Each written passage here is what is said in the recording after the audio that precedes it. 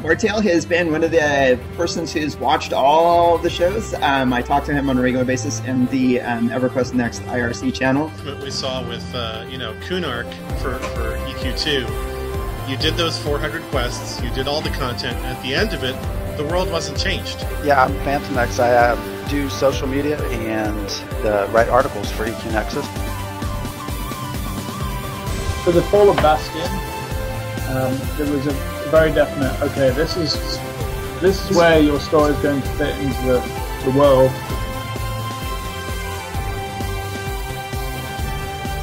Listen, fluffy looking bear. Thank you. Listen, I went and I killed a dragon, and then 2 drops of whiskey hit my face, and I willed this manly beard into cow was raising. Yes.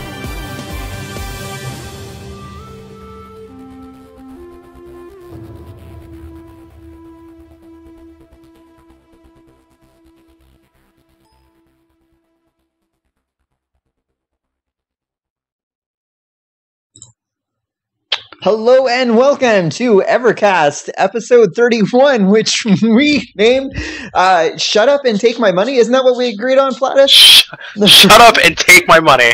Hey, we didn't actually change the title, so I'll have everybody introduce themselves. I am, of course, one of your co-hosts, Tanlin. With me are the normal cast and characters. I love how he calls us characters. I'm Kai. Cast, right? You're part of the cast. Well, you said cast and characters. I'm Chelina, the normal character.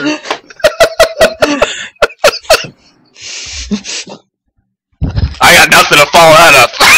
That was amazing. I got nothing. Hi, everybody. Welcome to EverCast, episode 31.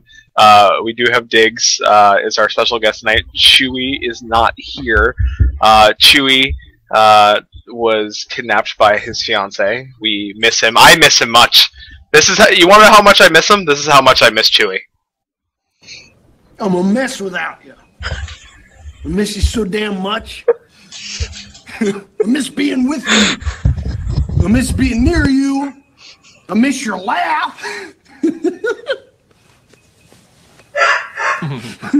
I miss your scent. You guys are crazy.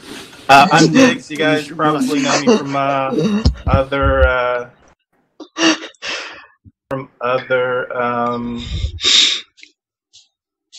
podcasts. Yeah. I watched you when you were on the Life Future Rant. Yeah. Right. And you'll see me all the time in forums and sometimes on Twitter. Yeah, Diggs. If you don't know, Diggs is the guy that'll come up eventually, like every once in a while, and just shoot bombs at you real quick and leave and run away. He'll just drop a bomb and then run. No, not like PvP. He'll just he'll come up in the middle of the chat and be like, he'll drop a joke and then go. He'll actually put runs away. He'll literally run away. He'll come in and be like, boop boop, and just runs. That's kind of true. I just try and make the joke and leave. That's pretty much it. Scott. Well, thank you all for joining us. Diggs. Why don't you? What else? Tell us a little bit about yourselves, or about yourself, not selves. And you're not. I used to work for Dave at Activision, with Dave at Activision back in the day. Last century, for the most part.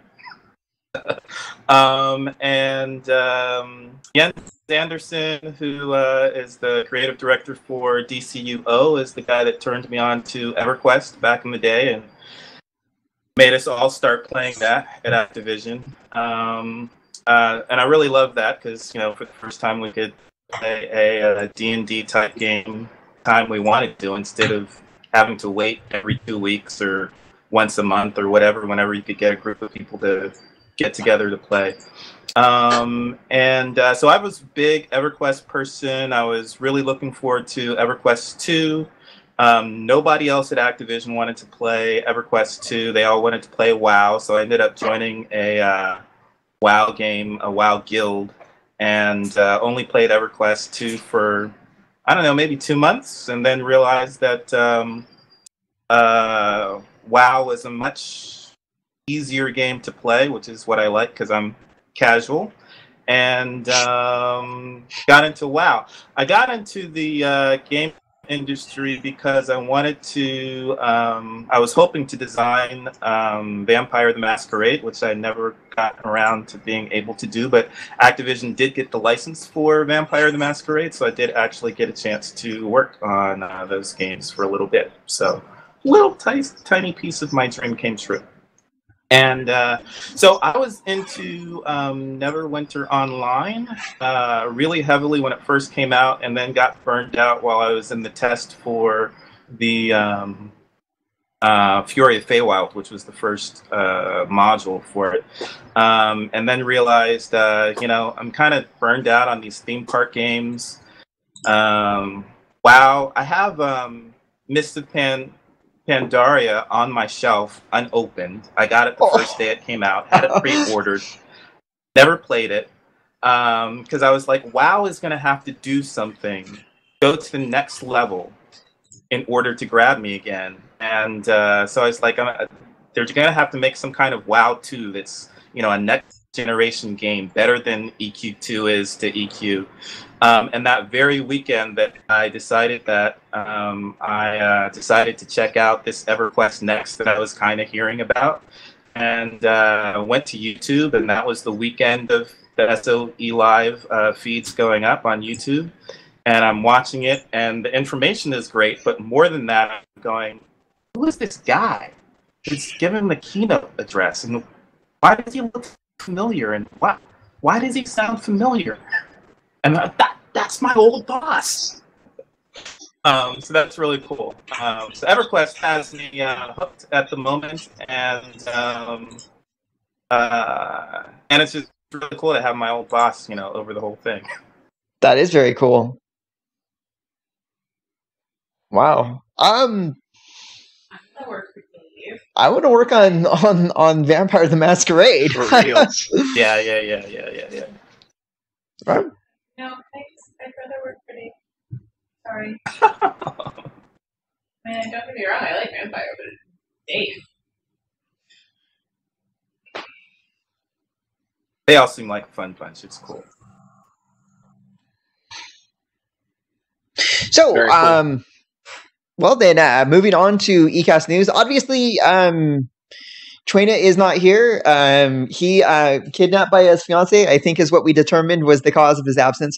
But seriously, though, when we decided that we were going to go to a weekly format, what we decided when we did that is that we didn't want to commit all the time for all 5 or 4 of us to be on every single show. This is really like a stress on all of us. We need to be able to step away and have a weekend off. And so he, you know, being the young guy that he is, he's off doing his own thing. So just so that you know, like if you're missing one of us on shows in the future, that's what's going on. It's nothing other than us taking a little time off. Other EverCast news.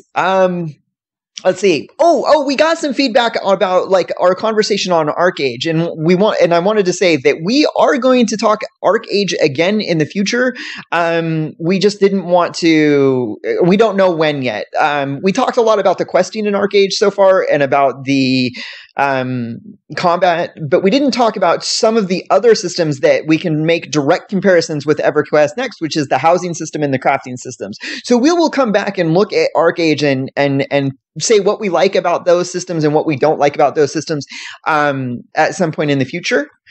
I think that was it for the ArcAge. Two more things. We have giveaways that we are doing that aren't part of the live show. We're not going to tell you where they are. We're kind of hiding them all around in different places. But but basically, if you're watching the YouTube videos, or if you're listening to us, or if you're checking out our blog, keep an eye out in those places. That's a good start. Twitter would be a good place. Twitter would be a good place to check as well, I would say. Probably, yeah. Twitter. Yeah, so if you haven't already, follow us on YouTube, follow us on Twitch, follow us on Twitter. Flatus, you were going to say? I was going to say, I'm not giving away hints, but one person paid attention to some secret last show, and they just saying, look all around. Only one person found it last time. Yeah. So, along with following us, I'm going to plug 2 other, like social media things that you should also be checking out, which the first is the Theory Forge, which is Friday nights at 5:30 p.m., I think it is. 5:30 my time, and it's later on the East Coast. But you can... 30? Yeah, 8:30. But basically, look for them at theoryforge.com. At Theory Forge, I think it is. At the Theory Forge. Hold on, let me double check that. I don't want to give any. Legendary is in. Someone's in chat that can. Legendary is in. He can. Correct us. Correct us and let us know all that information. And then the other thing, and this is new for this week, is that there is a website out, landmarkbattlegrounds.com. And it is in its infancy. It is going to be like a monthly or bi-monthly tournament for PvP and Landmark that you can sign up for. It's going to be live streamed on Twitch. It's going to have it's going to have shoutcasts, people, describing the match and everything like that. Is that an ice cream? Sound like an ice cream? Yeah, I know. I'm looking for my mute. I need to mute. That wasn't me. That was me. I have power, but not ice cream power. I want ice cream powers. If you have the ice cream. I live in the middle of the desert. You have the power of ice cream at your disposal. I am your willing and faithful minion. Yeah, he really is. I would just make chill puns like Arnold Schwarzenegger did in that horrible Batman movie. They're like, chill out. That's all. The worst Batman movie. The worst Batman movie ever, yeah. But I would make those all day. Those words fly out of my mouth. Keep it cool. He especially likes the chocolate chip cookie dough kind. Yep, I'm a sucker for just about anything with chocolate chip cookie dough. All right, without further ado, though, I think that is it for EverCast News, and we can really jump into the main topic. Yay! All right. So, ding. All right, so I'm going to plug it. One last thing for EverCast News. We've given Flatus the power of the soundboard. I don't know if this was a good idea or not, but it seemed like a fun thing to do. It's fantastic. Yeah, every once in a while we'll hear a weird sound and we'll have to be like, was that Flatus or was that something else?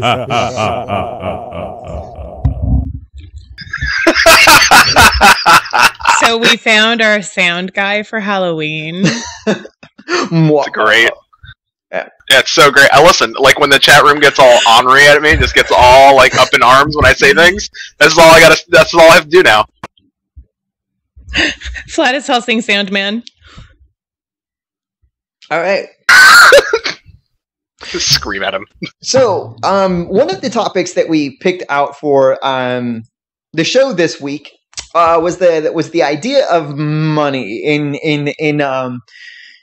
kickstarting Indiegogo, paying for early access, paying to beta test, paying to alpha test, cash shops during the testing phase. It's a bit of a controversial topic, and of course, anytime money is involved, there's a good deal of controversy going on because money. So I think. Flatus, you're the one that kind of pushed not pushed the topic onto us, but you're the one that suggested it. So why don't you go, what are your thoughts? What's the questions that you're wondering? I don't want to, all right. After a chat on Twitter had happened, I came to you guys and said, you know what? I think it's time that we talk about Kickstarters, early access, cash shops in games that are in alpha or beta testing, and it was time to start talking about this. And I'm not going to mention names or anything like that. I'm not trying to point, but someone had made a comment about SOE getting involved with the Yogscast, and they called. They said with that grouping, it made SOE seem slimy because the Yogscast is slimy for what they did. And for those that don't know, Yogscast had a Kickstarter for Yog Adventures, and Wintercool was the company running that, and they were funded, and Wintercool went bankrupt. Now, for those of you who don't know how Kickstarter works, you give money to people to say, I believe in this product, take my money. That's the end of transaction. Now, you sign up at different fields and say, like, they were like, all right, well, if you give us $1, you get a thank you, but if you give us $100, we'll get you a copy of the game, a soundtrack, like, you get, like, little perks.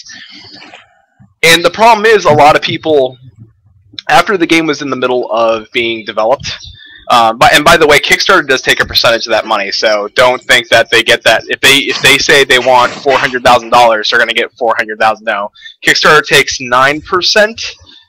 I looked it up. They take 9% of that money, so some of that money did go to Kickstarter. So that being said, the owner of Yogscast, Lewis Brindley, came back and said, he's like, listen, I know that we do not owe you guys anything. Through Kickstarter, like, it's written in Kickstarter, like, like, after it's been funded, it's end of Kickstarter's out of the question. You end of story, no thing, like, that's it. So the idea was that Lewis Brindley started going out to companies, and one of them was Tug, and he got people that backed for Yog Adventures. They're all going to get a copy of Tug if they want it. Now they're all going to get a copy of Landmark. And in return, I believe the way it's working, in return, I think Yogscast are going to go back and make a couple of videos in Landmark, which kind of works out for Sony, because if you've never watched the Yogscast video, those guys in a day, they post a video within the first 24 hours, those guys are hitting somewhere between 45,000 to 85,000 views. That's great marketing for Sony, for Landmark. Like, it makes total sense. So what is a few, whatever, how many people are getting a copy that back that game or getting a copy for Landmark? What is that to them for free marketing? It's nothing. And the argument is like, well, it's not fair because they're not getting what they signed up for originally. But at the end of the day, they lost their, like, they don't get anything. Like, it's kind of one of those things. It's like, it's a catch-22. Tanlin, you're very, like, you won't back anything else on Kickstarter. No, right, and I made that decision after the Oculus Rift was sold. Well, the whole company, not just the product, was sold to Facebook. For me, because it's not just the Oculus Rift, even though I made the decision to never back anything on Kickstarter again, because, like, Zach Braff kickstarted his movie, Veronica Mars movie was backed, and I'm looking at Kickstarter nowadays, and I'm just seeing that, like, if you've got a good product, that there are other means of finding investment opportunities for your product, whatever it may be, without having to go to Kickstarter. The difference is that when you back something like a movie in the traditional sense, you owe those investors. And you're accountable to those investors. And when you back something on Kickstarter, which is why I'll never do it again, they owe you nothing. And they've proven that even the company, even the people that you think that you can really count on, that like really appeal to their communities, they don't owe you anything. And unless I tweeted it out, like, I didn't know what the term was, but evidently someone clued me in. It's called an equity investment partnership or something like that. But basically, I will never back a crowdfunded product again unless I am part of the investment group investor or whatever, because I want them to be accountable to me more than just the, like, you're part of our community. That's great. How much money did you give them? How much money have you given, Tanlin? To Kickstarter overall? Individual. Well, the biggest is probably about $500 into the Robotech Tactics Kickstarter that is going on a year late. But again, I knew signing up for that Kickstarter, even though it's a year late, that when I signed up for Kickstarter, I was not I was not promised any deadlines. Like, they had no obligation to get it to me in a timely fashion, because it's like you're basically helping a company out. But let me add Kylest into this. We backed it. It was not just my decision to go ahead and back it, but it was his decision, and I just gave him money. All right. But let's be realistic here. He's like, babe, it's Robocraft. It's Robotech. It's Robotech. So, being the fanboy that he is of Robotech, I was like, I can do that. Do I get minis to paint? Okay. That was literally like the entire reasoning for me to back it, is because I actually really, really enjoy painting miniatures for wargaming. Not that anybody would know that, but I do. So somebody is asking, it was the Robotech Tactics Kickstarter, and we're a little over 500 deep in it, and they're a little over a year late on shipping. But at least, I mean, on the upside, they have been in, I wouldn't say like the ideal communication with us, but they have communicated like what the holdup and what the delays are. Sometimes those updates are a little, they were a little vague in the beginning, and then the time between them was pretty deep. But now they've been pretty, like, ever since they've got their manufacturing en route, or involved, and so now they have actual specifics that they can give us. They've been a lot better with the communication. But for a while there, it was like, it was really hit and miss. But but this is, kind of away from the thing. We're just talking about Kickstarter right now. The Pantheon is probably the other one where it's like, that's another reason why why you might want to look at Kickstarter a little bit differently.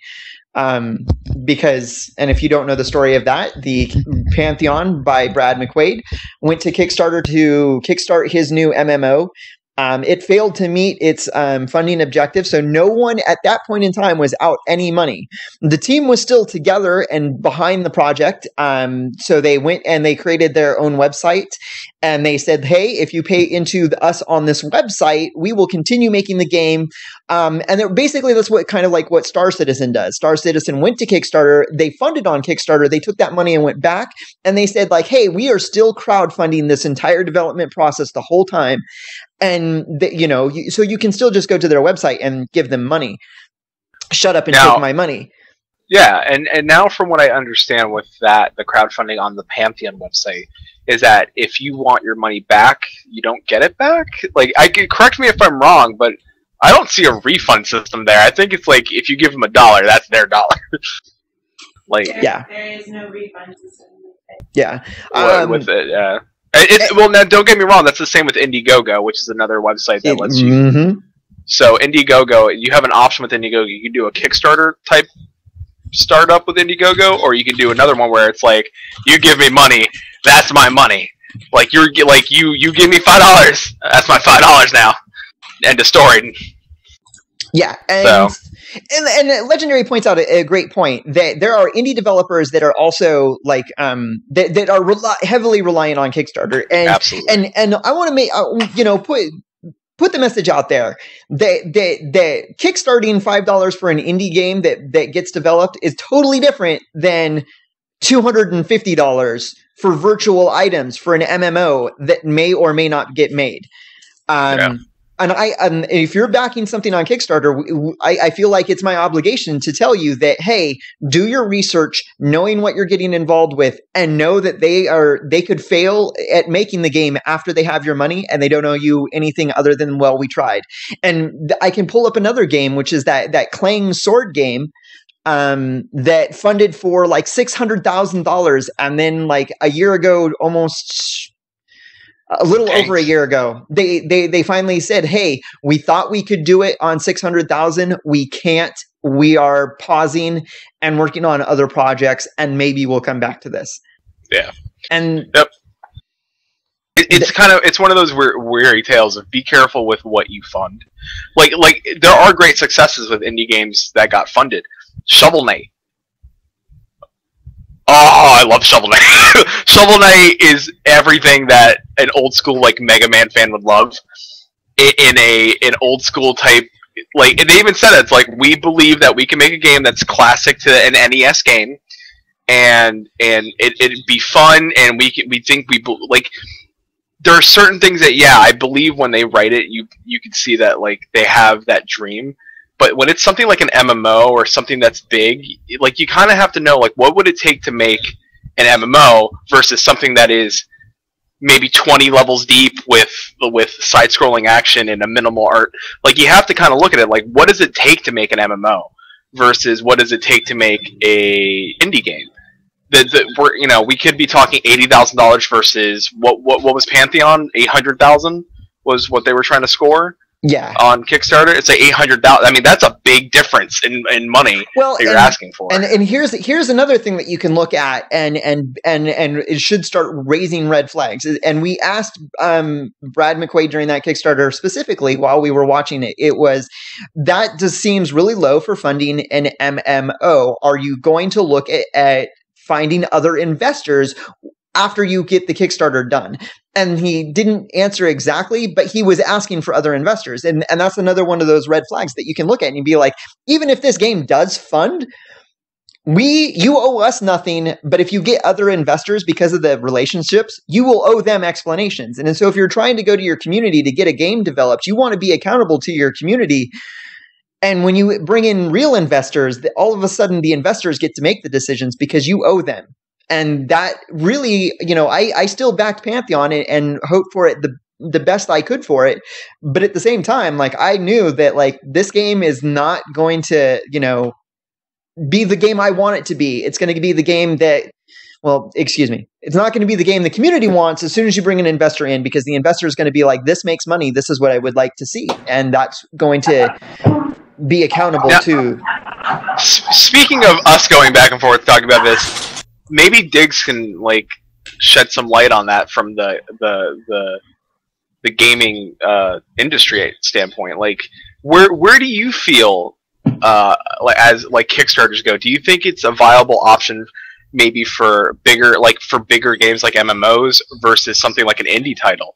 Do you think indie titles should stick to like looking at Steam like early access and Kickstarters, where MMOs should look for investors? I think it's great for an indie project, but you would expect something like an MMO that's going to be any kind of decent MMO. They're probably going to need to be associated with a studio that's going to give them enough money that they don't need Kickstarter to help them. Yeah, that was one of the things I that wouldn't be expecting Landmark to be or EverQuest Next to be going to Kickstarter to help fund them, although it might help some. But they probably shouldn't need to do that.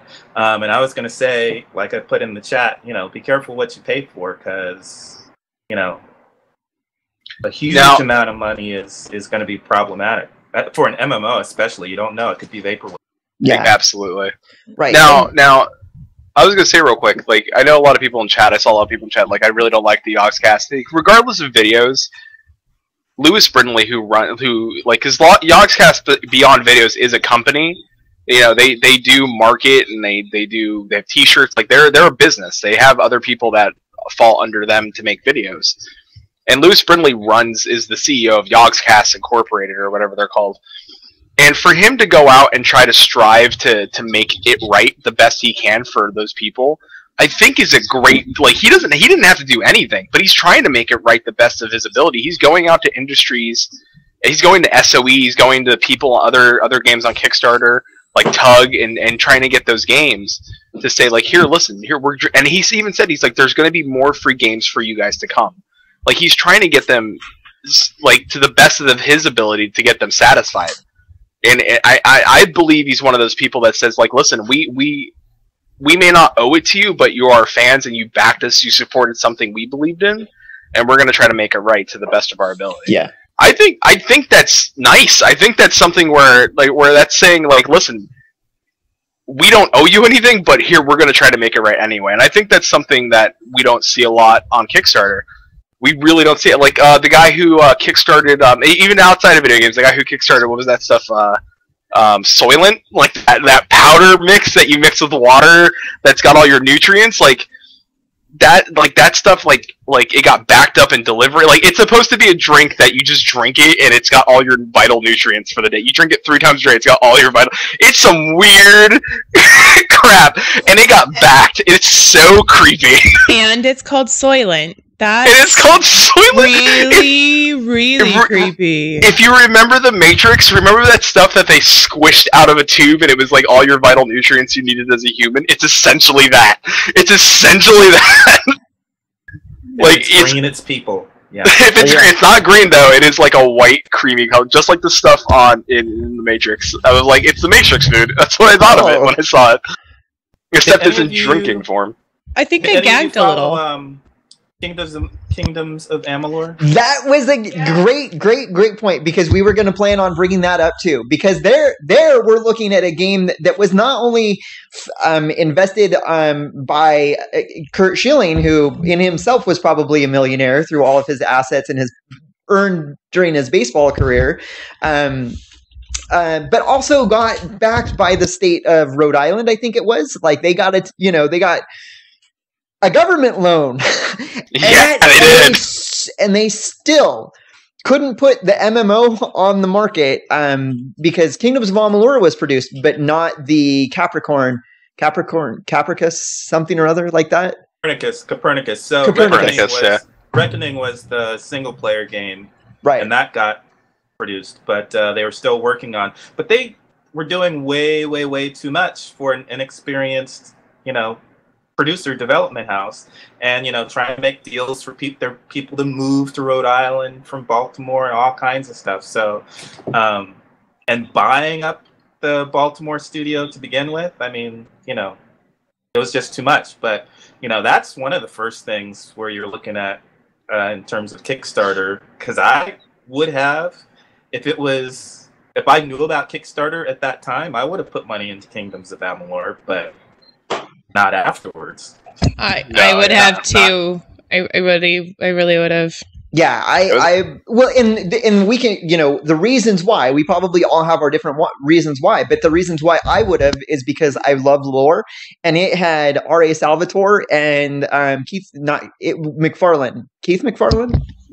Todd McFarlane. Hey, I knew the guy from the Spawn comics. At least I got that much. You have lost Keith your McFarlane card.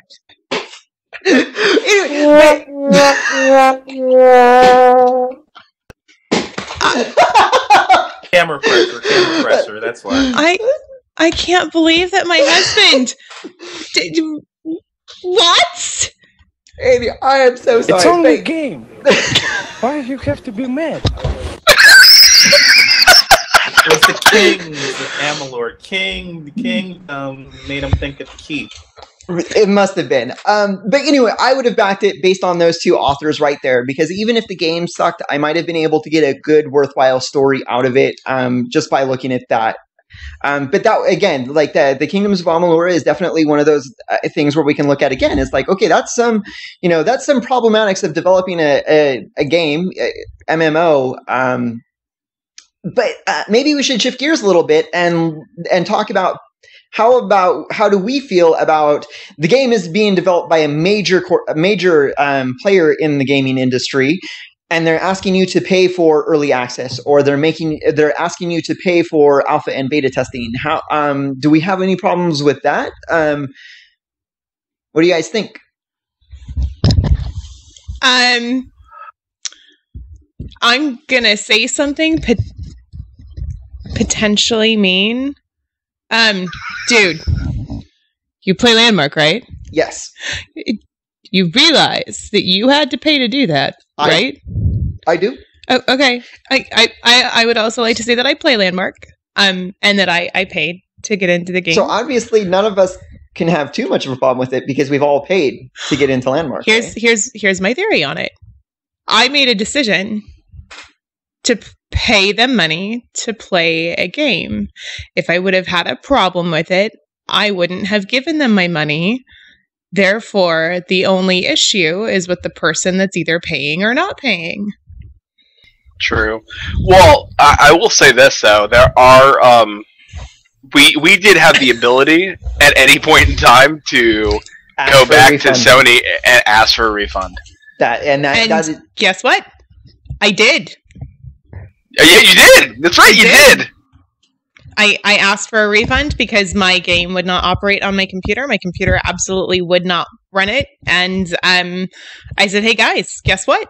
I can't play it on my computer. And I beat your system requirements right now. So they're like, okay, here, have your money back. And then they're like, oh, I don't know, a week or two later, they're like, hey, we fixed it. All right, shut up and take my money again. Yeah. Right. And and then I'll turn it over to Diggs to say what he thinks on it. But I even went so far as to, like, I didn't take advantage of the beta testing, but when Warcraft was like, if you pay for a year subscription to Warcraft, we'll give you one, a free game, which was Diablo 3, and two, we'll give you beta testing for Mists of Pandaria. And I'm like, okay, take my money. Greatest Ponzi scheme ever, I did it! I was like the first in line. I was like, take my money, do it. Right. So, but you know what? I mean, like, I want to hear, like, is there anybody who's like, no, you shouldn't have to pay for early access. You shouldn't have to pay for beta testing. Because I know those people are out there. Where are they? We aren't them. Right? I just want to state really quick, I didn't do it for Diablo 3. I didn't do it for a freaking year of Warcraft. I wanted that damn mount. Oh, that's right. I forgot that there was the mount included in that deal. I got it because I wanted Tyrael's charger. I got it too. I actually did it for Diablo 3. I think the issue is, what are you paying for, and do you know what you're paying for? So one of the things I paid for was to get my name in the credits. I think it's that good of a game. I knew I was going to be involved. I knew I wanted to hopefully be involved in the development phase for it. So, that's what I paid for. I didn't pay to play. And some people have paid just to play, and they're upset because you can't really play very well. Oh, no. I kind of did that for Landmark. I at least did it for the credits thing, because I kind of dig that Flatus is going to be scrolling up and be like, at least when I eventually meet Mrs. Flatus and I have a tiny Flatus, I'll put him on my lap and be like, that's what Dad did. Dad got his name in the credits of a video game. Dad didn't do much in his life, but he did that. What's funny is that I helped a friend of mine do a small indie film. Right, it was basically him and his buddies shooting a film, and one of the it's basically a grave robber story called The Resurrectionist. I don't even know if you can find it anymore. But one of the things that we had to do was dig a shallow grave because we were going to put someone in it to come up out to make it look like they returned from death or whatever. And so I told him, I'm like, I will help you dig this grave. Here's what I want. In the credits, I want my name to be Gravedigger so that I can tell anybody who asks me, tell me a little something about yourself. It's like, oh, well, I have a credit in a movie as a Gravedigger. What just happened? He's off somewhere else. You wonder why my sister initially offered to get you a shovel.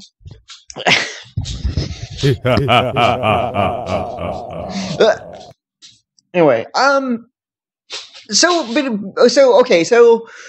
where do we draw the line? Is it like, because again, we knew the studio that was making Landmark and EverQuest next. We know the studio that makes WoW, so we have a lot of trust in them, so that we can, hey, I'm going to pay to early access your game because I know what it is. I know what you're about. I have trust in you. Do you think that corporations or game developers that don't have that established rapport should ask or can ask, or what do you think? I think it's fine to ask. It's up to us to say no. But like Arcade, I looked at $150. Hell no, I'm not paying $150 for that. Well, I just don't pay $150 because I don't want the stuff in there. It's not worth $150. The stuff that I'm going to get from that isn't worth $150. So yeah, and I'm not paying $150, and I'm not expecting to enjoy the game that much. It's not that different from everything else out there. It also one of the reasons why I would not look at ArcAge the same way is because even though I know SOE is going to be free to play and I'm going to pay for early access and Landmark, I can look at ArcAge and be like, I don't know if I'm so comfortable with that, knowing that I can just wait another week and play for free and then decide if I like the game. But like H1Z1, $20 for early access. I can do $20 for. I don't even like PvP that much, but I'll pay $20 for the storyline of that. Sure. Absolutely. I think you got to know what you're asking when you're asking for it. Like Landmark was very when they put out for a Landmark, they're like, we know this is very bare bones, and if you're asking for $100 up front, we're going to try to give you as much as we can, and even you're willing to put your name in the credits of this game as we make it. Where something like Day H1Z1, where it's like $20 for early access, that's perfect. I paid. How much is DayZ going for? As I have Steam open and I can look that up. No, right, and that's exactly what I'm doing over on my screen. Is looking up $30.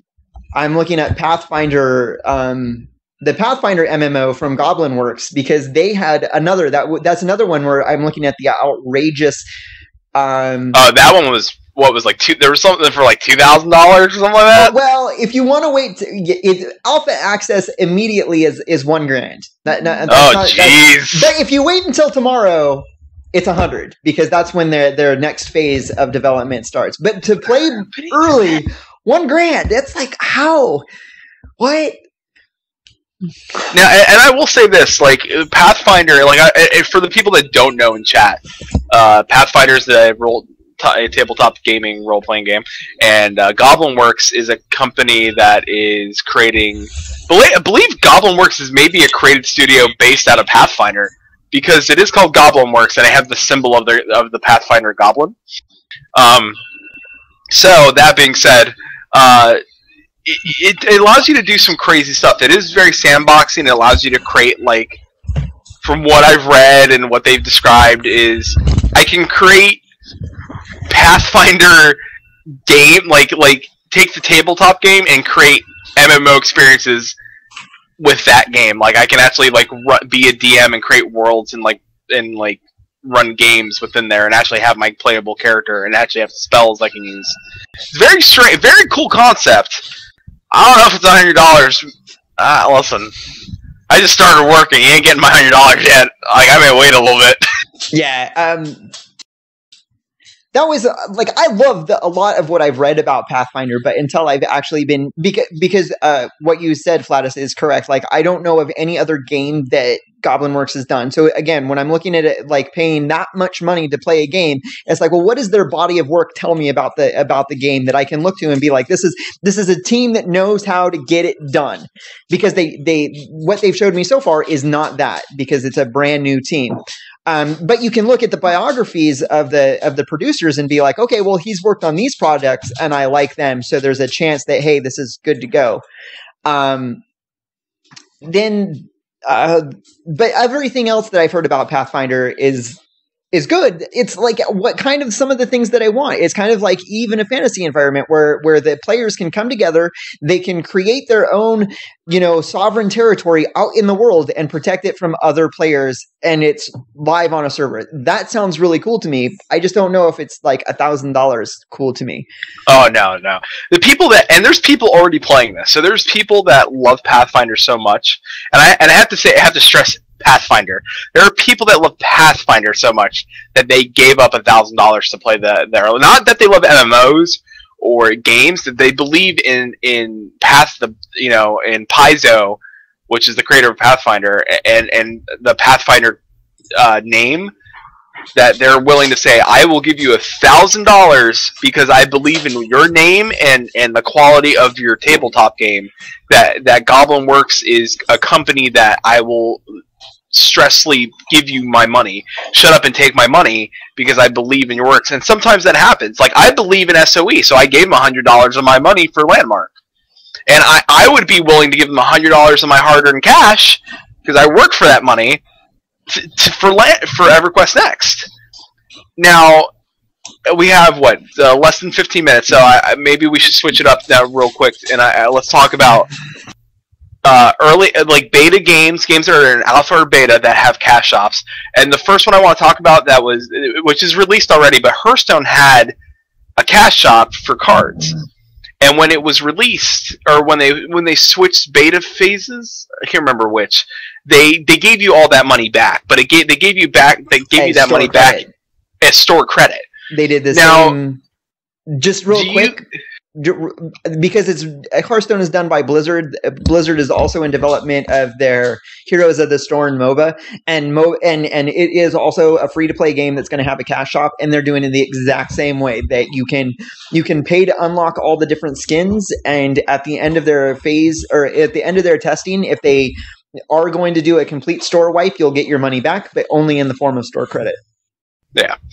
So that being said, I mean, do you think that something like Landmark, where they already have a cash shop implemented, do you believe that since people are spending money and doing things in that cash shop, if we're going towards beta phase, do you think? I mean, I don't know. Like, listen, I didn't watch last and I'm not up to the news, but are we getting a wipe done before beta? Before which beta? Before open beta and Landmark? Before open beta, are we getting a wipe done? I'm assuming that at some point... some wipe, yeah. There's going to be some wipe, right? So the question is, do you think that eventually, before it goes free to play, do you think that we should all get like station cash credit back for what we bought, or do you how does that work? Bought, right? Keep the stuff that we bought.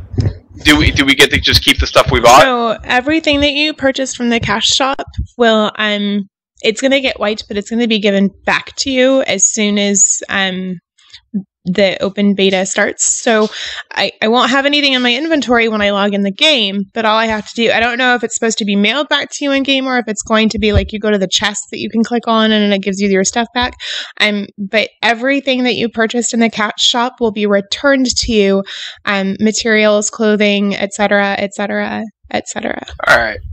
Now, just out of thought, would you rather have that materials returned to you, or would you rather have store credit given back to you? Dude, give me my purple outfit. I paid 100 extra freaking station cash for that shit, yo. I don't know. See, this is where, like, from my point of view, like the having store credit and in-game cash currency, I'm the worst at it because I mentioned before, I never spend my station cash. It sits there in my wallet. Praise, brother. I owe her outfits. Praise. I'm sitting on like 13,000 station cash right now. 13,000. 13,000. Listen, ladies of listen, if you're looking for a sugar daddy in the SOE community, hit me up because I'm the one. I thought I was holding on to it a little bit, but if you're 13,000, I ain't got nothing on you. Maybe I need to be status. Hey, bro, why don't you buy me? Never considered divorce before until right that very second. She's like, would divorce be a subject of design over? I was just wondering if I was allowed to have two husbands. One in the gaming world that I could marry in game, and one that I could have in the real world. Fantastic. In-game husband. So, Flatus, how you doing? Fantastic. Wait, all I have to say to that is this. That's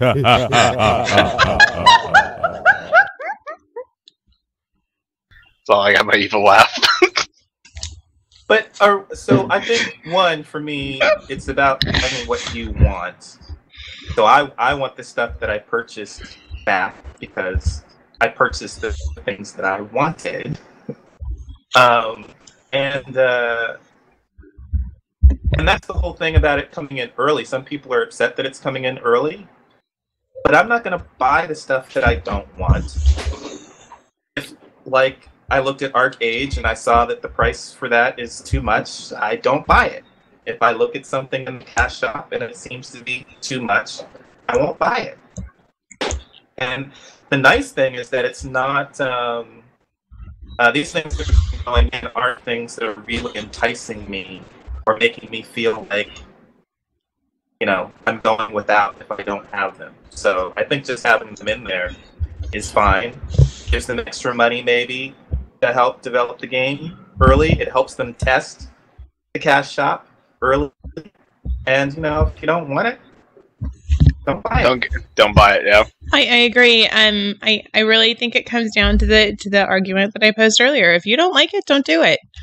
It's Like, if you don't like drinking, don't drink. If you don't like smoking, don't smoke. If you don't want to be chubby, exercise. If you don't want to be skinny, eat more. If you don't don't freaking do it. There's a little caveat there, though, because that whole black thing, the color of buying the black costumes being more expensive, there's some enticement there. I bought the purple one, and the purple one was indeed more expensive.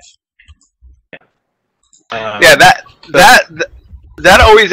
always begs my question. Like, if it's a color swap, how much more time does a color swap take on an item, and does that justify the price? I promised I would never rant about this again, so I'm gonna mute my mic. I know. Yeah, no, go ahead. I mean, I'll ask Diggs.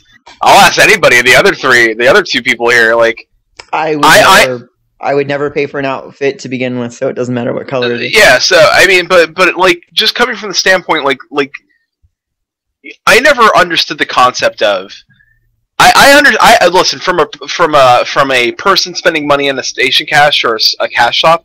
If you take time to create an outfit, and that outfit takes you a week's worth of time, and you put a price stamp on it, but you offer different colors, what takes more time? The art, like the creating the artwork and creating that costume, or the colors? Like, if a color swap doesn't take time other than slapping the color on it, then I don't think that should be cost more, like, regardless of how much you think you're going to sell. Like, rather just say everything's going to be $750,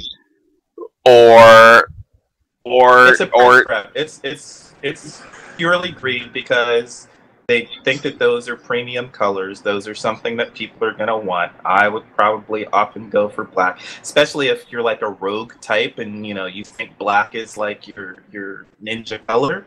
Then, black could be premium. And if people are going to buy that, then why not? But it's pure greed. And so there's a little bit of a problem with that. But still, if I really, really super didn't like it, I just wouldn't pay. You wouldn't pay, yeah. Yeah. I have to amend I'm not the type of person that buys outfits ever, but I've mentioned before that if my guild, if my alliance or my guild, my, fellowship, whatever they call it in game, decided that, like, hey, we're all going with this particular color scheme, or we're going with all this look, I would pay so that I could, be part of the group and carry that on. Even if that meant I was paying a premium to do it. Because drink at that point the Kool-Aid, Tanlin. What's that? Drink the Kool-Aid? Drink the Kool-Aid, Tanlin. Yeah. Everybody else is doing it.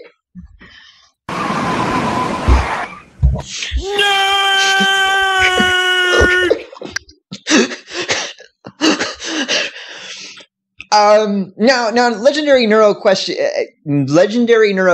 asked this question. I don't know if we'll have enough time to really cover it before the break, but if we don't do it before the break, I think that we should come back and bring it up, because this is like a unique twist on that whole thing, which is, should we get a chance to have players' studio templates that we choose removed from the market and have the listing fee returned? And I'm guessing that this is very interesting. And I would say that, yeah, I think that SOE not only should, but they're obligated that if you create a template, right, and you put it on the station store, and then because they change the tools that make it so that you can make it look better, or you can make it look different, or that it be, for whatever reason, that, you take it down. Yeah, I don't see why and that's an odd question. Yeah, no, I think that if you spend the time working on something and you post it and you spend your station cash on the listing fee and you take it down, that your listing fee should be returned. If you're going to be able to make it better or look nicer and return it back up there, absolutely. I disagree. As a retailer, I absolutely disagree. It costs the company money to hold it up there for you. And if you sold even one copy, they did their job.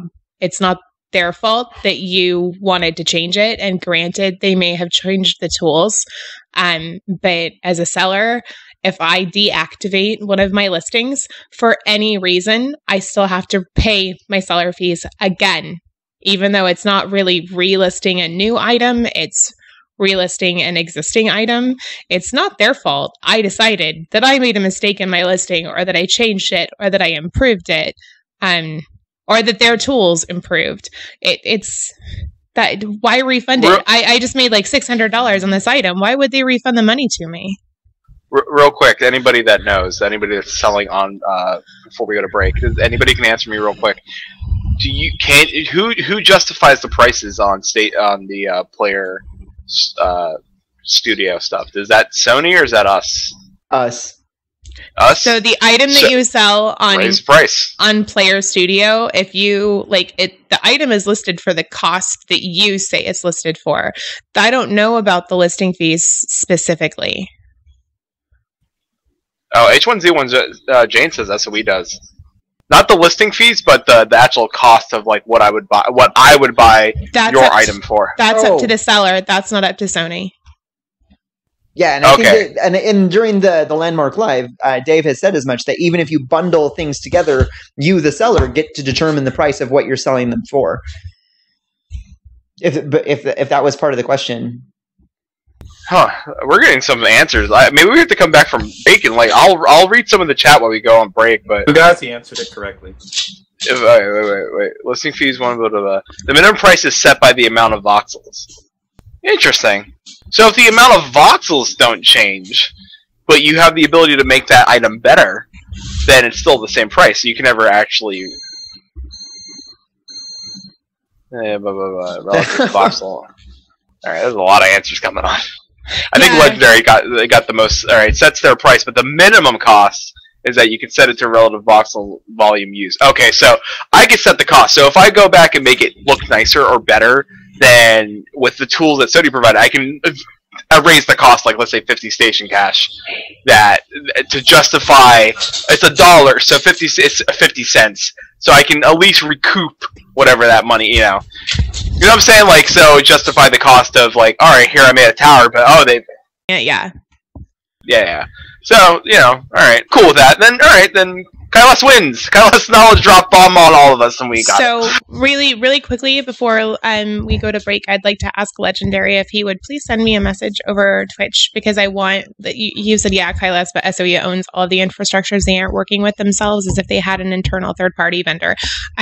Just send me a message if you don't mind, and be a little bit more specific, because I'm not sure I'm understanding you perfectly, and I don't want to have a discussion over that and be completely confused, if that makes sense. And then I'll address that when we come back from break. Apologies for hijacking. Yeah, we were all talking like about the idea of pay money in a video game, like shut up and take my money. But I guess that we failed to realize that the SOE in general has a unique point of view, or a unique money system, because of the Player Studio, and that adds that third complication. You know, not only do you have developers, but you have like players. can say, hey, give me money for the stuff that I do. So I guess we're going to come back and we're going to talk about a little bit of money before our next topic, which is the topic of immersion and what it means. After the break, we have 2 videos for you while we're on break. Please stick around. We have a raffle, don't we? We have 2. I can do that during break if you would like. So really quickly, we have 2 separate raffles. I'm not going to tell you which one you're getting, but you'll get one of them. So we have 2 different raffles. One of them is called the Harvesting Boost raffle. It's a Legendary Breeze Band, a Ring of Brawn, an Ore Prospector, a Ground Sounder, and one of the Treasure Seeker's garb. And then the other raffle pack is the Alchemist's Bounty.